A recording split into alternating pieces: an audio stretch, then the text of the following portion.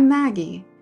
I'm a licensed clinical psychotherapist with degrees in psychology, theology, and marriage and family therapy, a national certification in dialectical behavioral therapy, and a national certification in integrative mental health.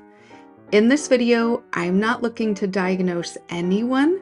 I'm only willing to offer insight into situations like these.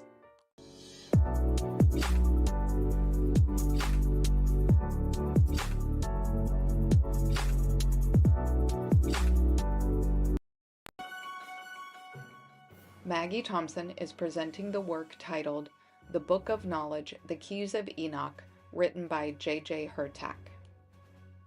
Maggie Thompson is not validating nor supporting Hurtak's views, epiphanies, visions, beliefs, or words.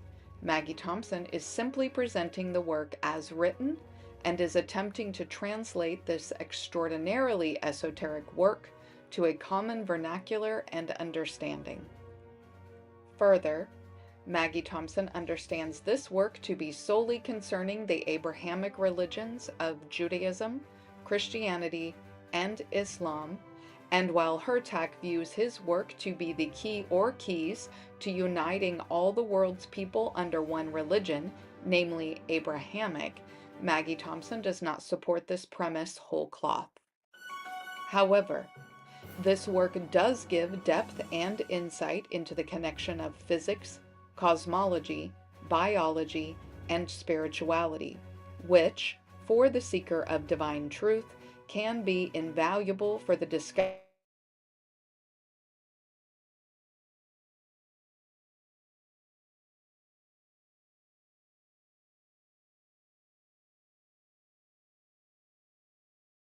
altogether. Maggie Thompson implores all seekers of knowledge to, letter A, not accept what a person of authority tells you without validation. This includes looking at critiques and the opposing views with an open mind. Letter B, accept that religion, as well as science and politics, is presented as a means of indoctrination and is always presented with the biases of the overall field or system, the authors of texts, and the presenter, whose goals are to convince you of the, quote, truth, end quote, of their premise or premises. Letter C. It is possible to take insight, truths, and information from a biased work. Any body of work for the purpose of deeper meaning and knowledge must be carefully excavated and carved to glean wisdom. And letter D, no work or bodies of work that is believed by a large group or populace of people should be dismissed out of hand simply because you do not believe it. We live in a diverse time where religious belief takes center stage in the governing of the collected masses. To truly understand the barriers and gateways to your personal success and fulfillment, you must accept that believers of any kind can and will do what is necessary to meet their goals.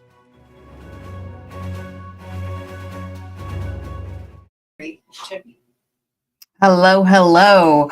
Hopefully everybody can hear me okay. There was a little bit of a technical difficulty mid-intro and cautions. So I had to switch my Wi-Fi to a different platform mid-intro. So let me know if you can hear me okay. So we're here to talk about the Book of Knowledge, The Keys of Enoch, key 2-1-3, pages 285 to 291. It says, the key to the end of our consciousness time zone is the violation of the spectra of color codes and in the geometry of radiations, which will explode gel-forming capacities. For this reason, the host of the living light comes to deliver those who are living under and within the light of righteousness. So we'll use multiple concepts, including the TVA from Disney's Loki series and the Force in Star Wars to make J.J. Hertuck's excessively esoteric work into something not soteric. I will be critiquing his premises as well as offering some guidance because it's become clear that this work is the pinnacle of Christian dispensationalism and Jewish mysticism. And I think I'll prove that during this key. But first, before we get into it, let's say hello to some people. Adric is first. He says it's on. Auntie is here with the peace sign. Peace to you, my favorite auntie. A cynical optimist is here. Peace to you as well. Adric with the hashtag Pivot Point Wednesday. Adrian says, let's go. Leon is here. What's up? And yes, you all can hear me. And Obi-Wan. Awesome. And for those watching from the clouds, feel free to say hello. This is the best live tribe on YouTube. You will be welcomed as long as you're appropriate. And shout out to the replay gang. Vincent is also here. Awesome. So this key focuses on light spectrum supremacy, which is interesting. The full reading is available on this channel. If you want to hear the words exactly as Hertuck says them, you can feel free to listen to those full text readings prior to our breakdown or after to get a little bit deeper knowledge, or not watch it at all because I'm going to hit on the highlights. So let's get right into the highlights. Okay. So Hertuck says this key 2-1-3 tells us that within sun universes, there are forms of intelligence that are required to radiate into three-dimensionality, the physical form of life, for they have revolted against the brotherhoods of light. They have violated the spectra of the color codes, for they feel that their color is supreme and that their color is the only force of power. Also, there were many forms of three-dimensional intelligence which violated and refused the word of God and therefore were exposed to solar radiations during the great shifts in the Earth's field of creation, for they were not hidden in the chambers of the earth. Enter the Neanderthals and Japhethic supremacy. So I'm not going to rehash a lot of that, but he was just talking about if you weren't in the caves, you were bad. Okay. So on my channel, excuse me, if you want the background of all of this Japhethic stuff with the receipts, watch these shows. Hitler's dual connection and love of the Aryan Neanderthal race. Noah's bloodline is not what you think. The real bloodlines of humans and people, who are the Shemites, modern Jewish ancestry and the missing Hebrews, two shades of pale, the genetic divide and white ancestry, the technology and science of the Hamites, and the United States of Khazaria. You'll be completely caught up at that point. And they're all interesting ones. Two of those shows had a special guest, Adrian Hicks, who's very special to me, very smart guy. Those are great conversations. So I think you'll really enjoy them. So now let's talk hidden chambers of the earth. That's what he said, right? Caves. Who are the cave dwellers? Did you know there are global subterranean tunnel networks that involve the Catholic Church, civil governments, and underground cemeteries with millions of bodies? Millions. This is all factual. The information is readily available. You don't even have to dig for it. You can find it. Look at your home city. Find out about the tunnels and where they lead, because they'll always connect to a Catholic church. So from ancient to medieval to modern cities, all have documented underground passages, the underworld. They will tell you that the passages were built for aqueducts, for cisterns, for defense, for storage, for crypts, for electrical lines, for subways. There's always a different reason, but they're always there. Okay. But what if they were built for one reason? And that is escape and then dominion. That's what Hertuck was just saying. You get to be supreme if you hid in the caves. Leon says, LOL, the sun made us brown. The purples, blacks must have got super punched by radiation. Well, they weren't in the caves.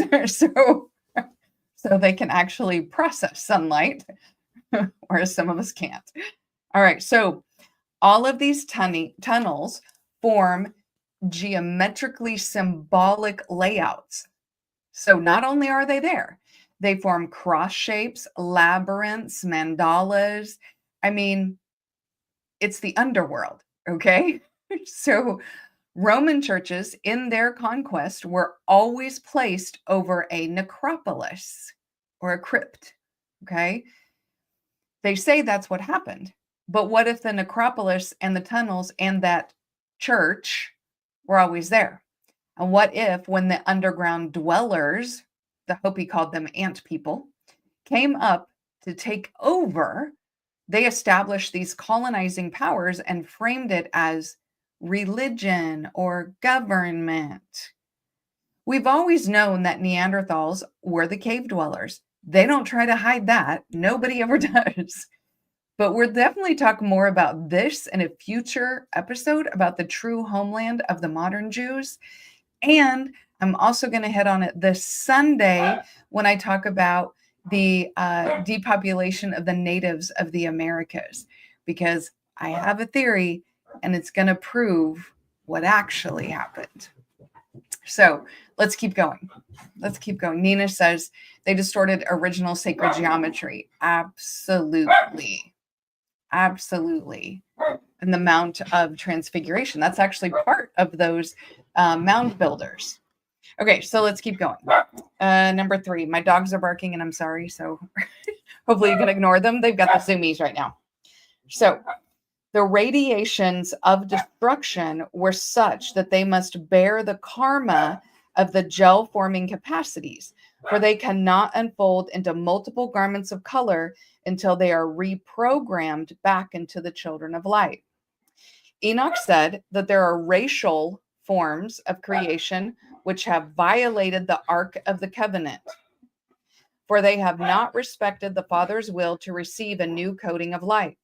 Therefore, the covenant of light given to them is thrown into imbalance, and their evolution begins to seed its own destruction. Now, you guys know from the pictures that I've shown you exactly who her talk says is the evolved. I mean, long flowing hair, very European, blondes, with lots of pretty women. Here's some more long flowing blonde hair. So when he says that there are racial forms of creation which have violated the ark, he's not talking about white folks. We know that. This is the age-old curse of Ham, which again, if you watched my show on the genesis of the Hamites, you understand that that was fake. It was fake news. The Bible will tell you it's fake. Because remember that curse was not ever on Ham. Noah was naked, Ham sees him, gets his brothers, right? Noah confuses Ham with his son Canaan and says, Canaan, you're going to be the servant of your brother's servants. Somehow this became the curse of Ham for all of eternity for dark people. First of all, the first curse was on Canaan, and he never said anything about your descendants. He just said, Canaan, you're the servant of your brother's servant. It's like saying you're weak. And it was Ham the whole time, not Canaan. So, not his descendants, no one else. It didn't happen. So, just Canaan and mistaken identity by a drunk old man. Bible tells you, drunk old man. He thought Ham was Ham's son Canaan. So her talk is saying that the cave dwellers who are so transparent you can see their veins, who hid from actual light, right? Who cook in the sun, are the actual bearers of the whole color spectrum. I'm not buying it. It just does not make logical sense, right? But let's keep going because logic is not part of this. Okay, so 8. When the good seed of all races are delivered from the earth, they will be coded back into the great white brotherhood, which is of the white ray of the eternal flame. So the good seed of the races will be part of the white brotherhood. Come on. Okay, more. On this planet, we have been isolated in major groups of color codes because one has violated the other. In previous eons, there are those that have migrated out of Central Asia into various areas of the earth. By the way, where is Central Asia? The Middle East, or what is actually North Africa. Okay. So, in previous eons, there are those that have migrated out of Central Asia into various areas of the earth who have violated the teachings of the great lords of light. So, remember, this book came out in 1973. Okay. 1973 was the end of the Vietnam War. So nobody was liking what was going on in the East, anyway, the Far East, let alone the Middle East or Central Asia, as he's talking about. So this proves this book is not divinely inspired to me. He has already demonized Black people. Now he's trying to demonize Arabs and Asians while propping up this white brotherhood. Or maybe it's divinely inspired and their God, their Yahweh, who himself has chosen people and commanded genocides, is a full-fledged racist. I don't know. What do you guys think? Maybe it is divinely inspired by Yahweh and everything Yahweh said about himself is true. It could be. Let's keep going. Okay, Enoch told me that it was necessary that the Adamic race preserve the radiations of the color harmonics between the nations of the earth, lest the mixtures of the root races destroy the spiritual capacity of the Christ race by blood consciousness not aligned with the throne of the Father. Okay, so the root races can't mix with the Christ race. We can assume, based on his language thus far, right, that the Christ race is where the great white brotherhood come from. Okay, the cave dwellers who have been anointed by light somehow in the cave in the shadows. They maybe it's because they're light or very pale. Maybe they're the color of a light bulb. He says they are the most evolved peoples. Now let's remember, he wrote this in 1973 when anthropology and public schools were teaching what? Eurocentric and pseudo-Darwinian racial hierarchies. Yes, meaning he wrote this at a time when it was taught that white was the pinnacle of evolution. We can put all this together and see that Hertog thinks that white people are the Christ race. So who are the root races? Well, that comes from Theosophy, more specifically from Helena Blavatsky. Okay, this is in 1888. This is a while back. And that her idea of root races was incorporated into Nazi ideology. In this theory of Theosophy, there are 7 major evolutionary stages which humans progress through. Okay. And she called them root races. This is this is literally what she called it. So when he says root races, this is what he's talking about. So these evolutionary stages, these root races, okay, number 1 is etheric semi-material, like still a spirit, okay? Number 2 is Hyperborean, which is some amount of form. Number 3 is Lemurian, which is androgynous early humanoids. So it's sort of like, as far as evolution goes, you're like an idea and it starts to take form. And then these humanoids are androgynous. Then we become Atlanteans who are advanced but corrupt. And then we become Aryan, which is our stage now, according to Blavatsky. We are in the Aryan stage of evolution. Then we move into future stage, which is spiritual and luminous light. Okay. And then we move it into the perfect stage, which is ultimate humanity. Now, Blavatsky specifically used the term Aryan because she saw whites as superior to Semitic or African types, what she called them. She taught that these races, these root races, were remnants, or they were leftovers from earlier stages of development, thus less evolved. So when her talk says root races, this is what he's talking about. This theosophy of Blavatsky that was used by Nazis. Okay. So we've proven the white Abrahamic superiority of these Christian dispensationalists, right, is racist. Okay. So a few more highlights. All right, 25. He also explained to me how the nations of the earth will not understand their genetic codings and their historical karma and oppose the people Israel, who are a people chosen to exemplify the 12 radiations of light into the flesh, a people who are to bring the righteous of the earth into the pyramidal seed crystal of gel forming capacities, a people who invoke righteous people to put on bodies of light and reign with the host of the living light, the Adonai Sabaoth. If only he could see what Israel is now. I don't think his prophecy is coming true. So they're not so righteous, right?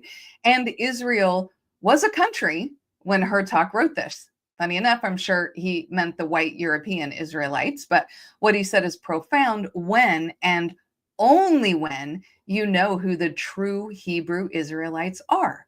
Because he said, the people Israel, not the country, not the state, but the scattered, the people. Then and only then does it become prophetic to me. Okay. Next. The leadership of the faithless nations has violated and neutralized man's use of God's energy and has prevented the releasing of the purest forms of the fruits of science, medicine, and the consciousness of life that is necessary to form the body of light. Look, I kind of agree with this one, right? So, like I've said before, the star, the musical star, the musical genius, Prodigy, who I think is a bit prophetic in the stuff that he says. He says there is God energy, and we all have access to God energy, and we can use God energy for good or bad, which is like the Force in Star Wars. Now, her talk calls it patriarchal blessings. Jesus. But even as we've seen, the imbalance of energy, right, leads to greed and hoarding and doing things simply for the blessings and not for the greater good. But I do believe in the part about you can use the energy for good or for evil. Hertak's divine hierarchy and Yahweh are just Palpatine with some sort of fake halo, right? The Force, the God energy, is immediate, personal, and free. No middlemen are needed. But her talk is selling kind of the dark side salvation. Sign here, work your way up the hierarchy, and maybe you can have the rewards. You can get the blessings because we'll make you white. Palpatine said only he can teach Anakin the Force. And her talk says only he holds the keys to Enoch. The dark side always demands total surrender, doesn't it? Thank you, Leon. The Old Testament Yahweh is a jealous and vengeful tribal God. The Bible tells you that. Just like Palpatine, I am the Senate, and Kang saying, I am the timeline, and Yahweh saying, I am the I am. But the Force is in you. And what did Jesus say? God is you. Jesus also said, you will do far greater things than I. How can you do that if you need a middleman? If you need a hierarchy? If you need the pastor, the priest, the church, even the Bible? How can you do greater things than Jesus if you need all these external things? You don't, because the force is in you. The God energy is yours. It is your birthright. It is immediate, personal, and free. Qui-Gon said, feel, don't think. Trust your instincts. You don't require salvation. The salvation is already within you. It's yours. You already have it. You already own it. We live in a fear-based reality, a fear-based world and society. Chaos and pain and apocalypse, it's always on the horizon, and it's always what people want to talk about. And then they say, but the system can save you, the church can save you, God can save you, the blood of Jesus, yada, yada. Did Jesus ever say that? No. You can save you. Trust the force, not the systems. Believe in yourself, not the lies that they tell you about who you are. Create your life, not the life they tell you you are supposed to have. Stop being afraid. The biggest regrets that older people in nursing homes report, and this is proven in studies, is that the path untaken, the chance that slipped away unstopped, the one that got away, the idea that they didn't try, and all the adventures never taken are their only regrets. The things they didn't do, the things they allowed fear and hesitation to hold them back from. That is the only regrets that they have. They don't ever regret trying and failing. They don't ever regret jumping in feet first. Older people regret not taking the chance when they had the opportunity to do it. So you have this life, this God energy within you. Make the life you want to live. No one, literally no one, will do it for you. So if you don't do it, it won't happen. All right, guys, I thank you for listening to me tonight. It's a 30-minute one, but the reason it's a little short is because next week's going to be long. It is a multi-page, deep and dense that we're going to get into next Wednesday. I mean, we're going to talk about cybernetics, quantum physics, Scientology. There's a lot next week, mainly because that key is full of a lot of stuff. And we really need to know these things, as we're keeping in mind that Christian dispensationalists and Jewish mysticists believe this stuff. So we kind of have to know what we're doing, if you know what I mean. So this Sunday, I will be going over the North American Native depopulation. We're going to go deep. I'm going to show as many receipts as I think I can and say as much as I think I can without having the video taken down. It may get demonetized. I don't mind that. It's more important the truth comes out than if it's monetized or not. Not to say that I'm going to throw away good money, but I'm going to say as much as I can and still keep the video up.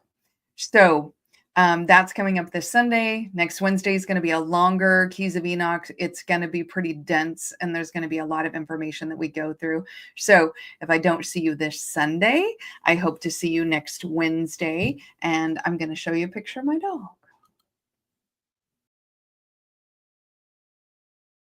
Please like the video if you haven't already.